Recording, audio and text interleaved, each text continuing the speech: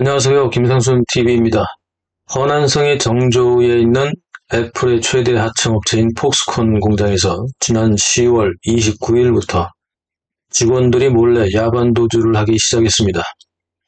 계속되는 시진핑의 다이나믹 제로 코로나 정책으로 인하여 공장과 기숙사에서 봉쇄된 상태에서 작업을 계속하던 폭스콘 공장 노동자들이 불만이 쌓였는데요. 일종의 폐쇄루프 조치로 인해 공장 노동자들은 정신적, 육체적 스트레스를 엄청 장기간 받았던 것입니다. 공장에서 쉴 틈도 없이 일을 해야 하고 공장 작업장과 기숙사 혹은 공장 내부에 지정된 곳에서 숙식을 해결하다가 만약 감염이 되면 격리소에서 몇 개월이 되든 음성이 될 때까지 격리해야 합니다. 그렇다고 지급되는 음식물도 갈수록 열악한 상황이다 보니 건장한 청년들일지라도 건강이 급격히 나빠질 수밖에 없었던 것입니다. 결국은 이 불만이 터지면서 노동자들이 봉쇄 해제와 함께 퇴직하고 공장을 떠나겠다고 요구했고, 공장 측은 방역당국과 함께 그럴 수 없다고 맞서다가 충돌이 발생했습니다. 감정이 격해진 노동자들과 방역당국은 급기야 몸싸움을 하고 물리적 충돌을 일으켰는데요. 공장 노동자들의 숫자가 월등히 많기 때문에 결국 경찰과 방역당국은 공장을 떠나는 노동자들을 막기에는 역부족이었습니다. 공장 노동자들은 경찰과 방역당국의 만류를 힘으로 물리치고 방어벽을 뚫고 사방으로 흩어졌습니다. 또한 이들은 밤중에 몰래 담이나 철조망을 넘어 사전에 공장을 떠나기도 했는데요. 이들은 한밤중에 공장을 나와 무작정 자신들의 집이 있는 방향으로 도로를 따라 걸어갔고, 고속도로에서도 폭스콘 공장 직원들이 도보로 귀향을 하는 진기한 장면을 볼 수 있었습니다. 지나가던 화물차 트럭 운전사들은 한밤중에 위험한 도보를 하는 이들의 딱한 사정을 듣고 이들을 화물차 뒤편에 태워주는 온정을 보이기도 했습니다. 또한 지나가던 차량들은 이들을 태울 수 없는 상황일 경우에는 속도를 최대한 줄이면서 차량 헤드라이트로 이들을 잠시나마 밝은 길에서 걸을 수 있도록 하는 배려를 보이기도 했습니다. 또한 이들이 지나는 도로의 인근 마을 사람들 중에는 도보로 고속도로를 걸어가는 폭스콘 노동자들이 먹고 마실 수 있도록 빵과 음료 등을 고속도로 갓길에 쌓아놓고 필요한 만큼 가지고 가라고 메모를 적어놓기도 하여 사람들의 심금을 울리기도 했는데요. 한편 이렇게 선의로 쌓아놓은 물건을 화물차를 동원하여 싹쓸이하는 질 나쁜 인간들이 다른 사람들에게 질타를 받는 영상들도 올라오고 있습니다. 같은 마을에서 온 4명의 공장 노동자들은 허난성 정조우시 폭스콘 공장에서 자신들의 집이 있는 허난성 신안현까지 며칠 밤낮을 함께 걸어서 결국 집에 도착했는데 이 거리가 무려 200km가 넘었다고 합니다. 말이 200km이지 밤낮으로 걷고 중간에 노숙을 하면서 몇 날 며칠을 도보로 귀향했다는 사실이 SNS에 알려지자 중국인들조차도 상상할 수 없는 일이라고 놀라고 있습니다. 이렇게 폭스콘 공장을 빠져나간 직원들은 총 30만 명 중에서 수만 명에 달할 것이라고 합니다. 지금도 계속해서 직원들이 공장을 떠나려고 하기 때문에 폭스콘 공장 사태는 정조우 씨와 허난성은 물론이고 시진핑 지도부도 이 사태를 주목하지 않을 수 없는 지경에 이르렀습니다. 결국 걷잡을 수 없이 일이 커지게 되자 허난성과 정조우 씨는 긴급히 차량을 배치하여 공장에서부터 같은 지역의 노동자들은 일종의 전용 직통버스로 귀향을 지원하는 촌극을 벌이고 있습니다. 그러나 이것은 노동자들을 배려한 것이 아니라 허난성과 정조우 씨의 당국자들이 코로나 확산의 책임을 피하기 위한 궁여지책인 것이죠.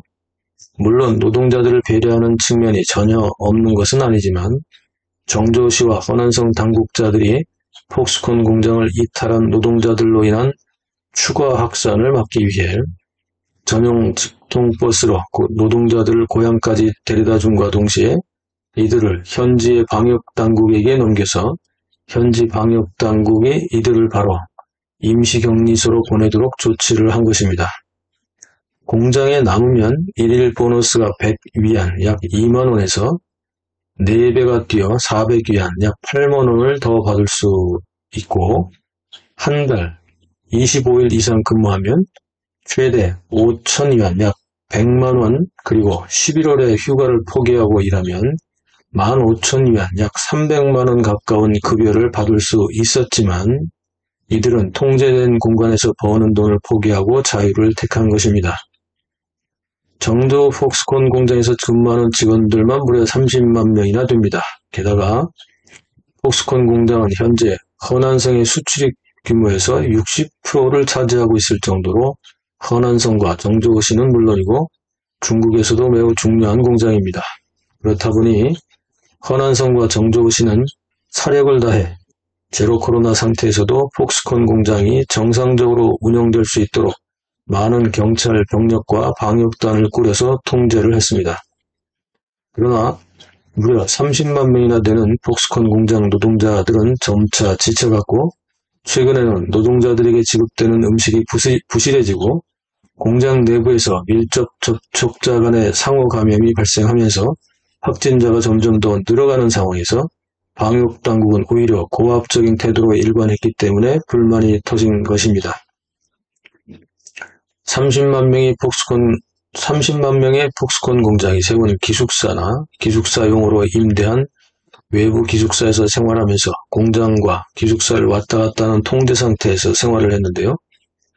특히 폭스콘 공장 경영진과 정저우 씨는 시진핑에 의해 진행되는 제로 코로나 정책을 어길 수도 없지만, 폭스콘 공장의 생산 일정에 조금이라도 차질이 생기면 공장의 존폐이기를 맞이하기 때문에 이전보다 더 강력한 통제를 했던 것입니다. 왜냐하면 폭스콘 공장에 오더를 주는 애플은 정저 폭스콘 공장에서 아이폰 14 시리즈를 생산하고 있는데, 중국에서 계속해서 강력하게 진행되는 다이너믹 제로 코로나 생산에 차질이 생기자 이미 오래전부터 준비를 하여 올해 9월부터 드디어 인도에서 아이폰 14 시리즈를 생산하기 시작했던 것입니다. 이미 특단의 조치를 통해 긴급히 인도의 생산 기지를 준비하여 2달 전부터 가동하기 시작했던 것이죠. 그렇다 보니 만약 허난성 정저우 씨의 폭스콘 공장에서 생산 차질이 생기면 애플은 이제 걱정 없이 인도 공장으로 오더를 넘기면 되기 때문에 급하게 된 것은 정저우 폭스콘 공장은 물론이고 정저우 씨와 허난성 지도부도 자리를 보존하기 위해서 최선을 다하지 않을 수 없는 것이죠. 허난성 수출입의 60%를 차지할 정도이고 직원만 30만 명에 달하는 폭스콘 공장과 연관된 다른 하청업체나 부품 공장, 그리고 30만 명이 거주하는 지역의 상권이 하루아침에 광둥성, 광저우시나 선전시, 등관시 등의 경우처럼 텅텅 비어버리게 되는 것입니다. 그리고 한 번 떠난 오더가 다시 돌아오리라는 보장도 없죠. 게다가 제로 코로나 정책은 앞으로도 당분간 계속 진행될 예정이기 때문입니다. 급기야 다급해진 폭스콘 공장은 공장을 떠나지 않으면 보너스를 4배나 주겠다며 뒤늦게 회의책을 발표했지만 이미 장기간 봉쇄와 노동으로 쌓인 불만과 체력 저하로 많은 직원들이 귀향을 선택하고 있다고 합니다. 정저 폭스콘 공장은 전세계 아이폰 출하량의 70%를 차지할 정도로 사실 애플에게도 매우 중요한 공장이었지만 결국 다이너믹 제로 코로나로 인하여 발생된 직원들의 이탈로 어쨌든 잠시 생산 저하로 인한 타격을 받게 되었습니다. 현재 아이폰 생산량은 30%까지 떨어질 정도로 이번 폭스콘 노동자 시위와 귀향 사태는 폭스콘 공장, 정저우시, 허난성, 중국에게 큰 타격을 주었습니다. 애플은 이런 사태를 여러 차례 경험했기 때문에 더 이상 중국에 대한 신뢰를 할 수 없었고 인도 공장 카드를 준비했던 것입니다. 이런 배경이 있기 때문에 앞에서 말씀드렸던 것처럼 애플이 인도 공장으로 옮긴 오더를 다시 정저 폭스콘으로 옮기는 것은 주저할 것이 뻔하죠. 그러나 허난성과 정저우시의 경우에는 계속해서 증가하는 우한 폐렴 코로나 확진자들로 인하여 폭스콘 공장이 허난성과 정저우시에 있어서 매우 중요한 공장이지만 엄격한 봉쇄를 할 수밖에 없다는 입장입니다. 여기에는 허난성과 정조시의 당 고위 간부와 정부의 고위 관료들이 막 끝난 20차 당대회와 내년 3월에 예정된 양회 기간 중에 자신들의 인사평가로 승진과 퇴진 등의 진로가 결정되기 때문이기도 하죠. 현재 정조시의 총인구는 약 1000만 명 정도가 됩니다. 그런데 최근 매주 단위로 발표되는 코로나 확진자 수는 2주 전에는 97명이었는데 지난주에는 167명으로 발표되었습니다.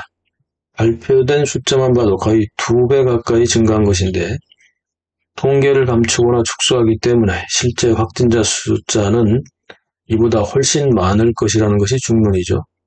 중국 정저 폭스콘 공장 노동자들의 탈출국, 한밤중에 고속도로 갓길을 줄을 지어 짐을 끌면서 도보로 귀향하는 이들 노동자들, 그리고 뒤늦게 책임 회피를 위해 전용 버스를 준비하여 이들의 목적지까지 운송하고 현지 방역당국에게 인계하는 정조시와 허난성 관료들의 총국을 바라보는 중국인들의 심정이 편치 않아 보입니다.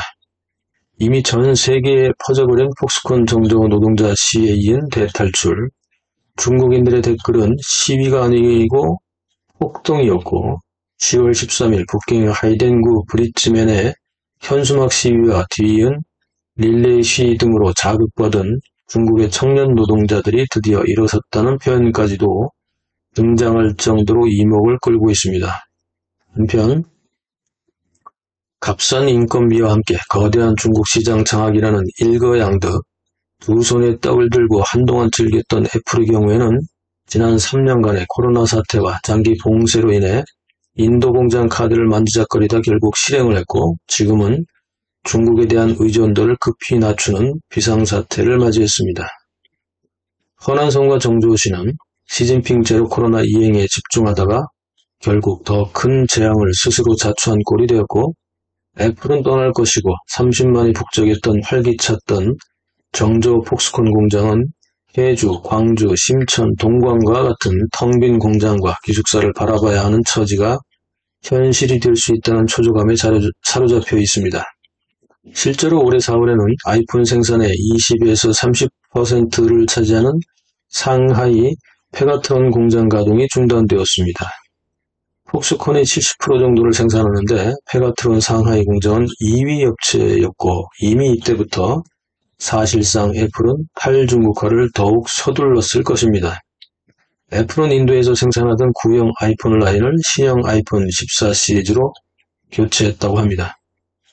중국의 상인들은 현재 가급적 집으로 귀가하지 않고 퇴근 이후 밴과 같은 차량을 이용하여 매일 위치를 바꿔가며 차에서 숙박을 하고 있다고 합니다. 갑작스런 봉쇄로 장사를 하지 못하게 되면 가족들의 생계가 위험해지기 때문이라고 합니다. 애플의 하청 공장인 정조 폭스콘 공장은 정조시와 허난성의 경제를 듬직하게 지켜주는 거의 수호신 수준이었습니다. 정조의 수출액 중에서 거의 80%가 이 폭스콘 공장에서 기록되고 있었고 정조시의 GDP 30%가 이 공장의 역할이었으며 폭스콘 공장과 관련된 물품의 수출입 총액은 허난성의 전체 무역에서 60%를 차지할 정도였다고 합니다. 게다가 폭스콘 공장 노동자만 30만 명이고 하청업체까지 다 합친다면 또 얼마나 될까요? 애플이 허난성 정치의 전체에 얼마나 소중한 전주였는지 수치가 말해주죠. 그런 애플은 이제 인도 공장을 가동하기 시작했습니다. 자연스럽게 탈중국화가 시작된 것이죠. 정치가 경제를 압도할 수는 있어도 그 시간은 길지 못합니다. 정치가 경제를 이길 수 없고 통제 관리가 시장 자율성을 이길 수 없죠. 덩샤오핑이 왜 흑묘, 백묘론을 주장했는지 중공 현 지도부는 다시 고민해봐야 할 겁니다. 영상 어떻게 보셨습니까? 다음 영상은 폭스콘 공장에서 노동자들이 어떻게 하루를 보내는지에 대한 공장 노동자가 직접 올린 경험담을 준비하겠습니다. 영상 보시고 댓글로 소통하시죠. 구독, 알람, 좋아요 눌러주세요. 감사합니다.